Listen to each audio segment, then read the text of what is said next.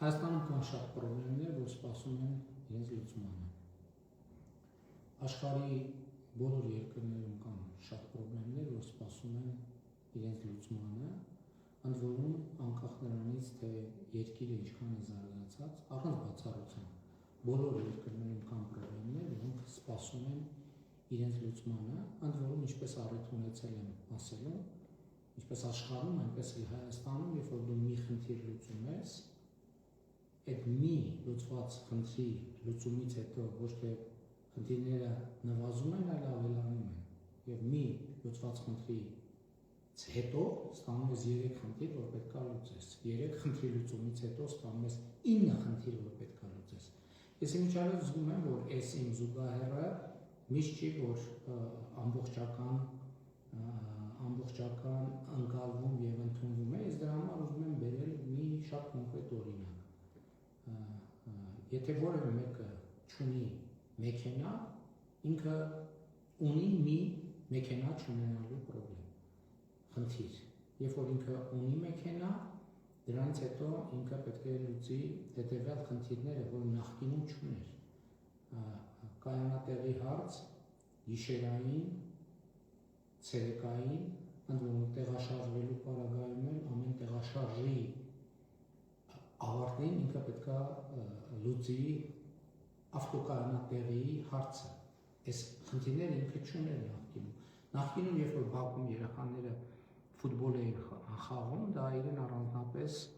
ոչ միայն չէր անհանգստացնում, այլ նույնիսկ ուրախացնում էր, բայց հիմա երբ ինքը ունի մեքենա, եւ մեքենան կանգնած է Բաքվում, երեխաները ֆուտբոլը անհանգստացնում է իրեն, որ չլինի թե երեխաները վնասեն մեքենան։ Հաջորդ խնդիրը ինքը նախկինում ապա անելու անհրաժեշտություն չուներ, հիմա ունի։ Տեղ զննում անցնելու անհրաժեշտություն չուներ, հիմա ունի։ Մեծ հավանականությամբ մեքենան ձեռք է բերել վարկով, նախկինում վարկ վերցնելու անհրաժեշտություն չուներ, հիմա ունի։ Հիմա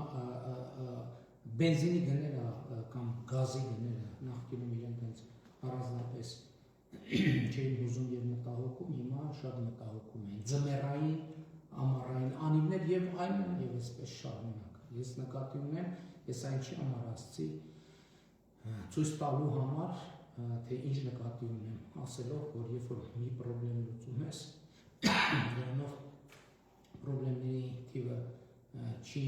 նվազում, այլ ավելանում է, նոր խնդիրներ են գալիս, որ պետք է լուծես։ Եվ մեր ամենօրյա կյանքում մենք ունենք այսօրվա խնդիրներ, մենք ունենք միջնաժամկետ խնդիրներ, մենք ունենք երկարաժամկետ խնդիրներ, բայց մենք ունենք նաև կենսական եւ պատմական նշանակության խնդիրներ։ Հիմա իմ այսօրվա ասելիքի առանցքային իմաստը այն է, որ այսօրվա Հայաստանում մենք լուծել ենք եւ լուծված ենք համարում մի պատմական խնդիր, որի մասին ես խոսել եմ դեռևս 2018 թվականին, եւ այդ խնդիրը հետեւյալն է, որ մենք ինչպես են ժամանակ ձևակերպել են, պետք է կարողանանք հաղթահարել պատմությունից մեզ ծանոթ ցիկլը, երբ Հայաստանը աշխարհաքաղաքական հանգամանքների բերումով երբեմն իրենից չկախված հանգամանքների բերումով ստանում է անկախություն, հայ ժողովուրդը ստանում է պետականություն, հետո էլի աշխարհաքաղաքական հանգամանքների բերումով էլի շատ դեպքերում չկախված իր որոշումից եւ իրենից այդ պետականությունը եւ անկախությունը կորցնում է։ Եվ 2018 թվականին ես ձևակերպել եմ այս խնդիրը, որ մենք պետք է կարողանանք հաղթահարել եւ դուրս գալ այդ պատմական ցիկլից եւ մտնել մի ցիկլի մեջ, որտեղ մեր պետություն ունենալը կախված է բացառապես մեզնից եւ մեր կայացրած որոշումից։ Եվ ահա հիմա թույլ տվեք համոզմունքով եւ համոզված պնդել, որ 2020-ից 25 թվականներին մենք այս խնդիրը լուծեցինք։ Մենք ոչ միայն հաղթահարեցինք պատմական այդ ցիկլի բերումով առաջացած սպառնալիքները, այլև մտանք մի պատմական փուլի եւ շրջափուլի մեջ,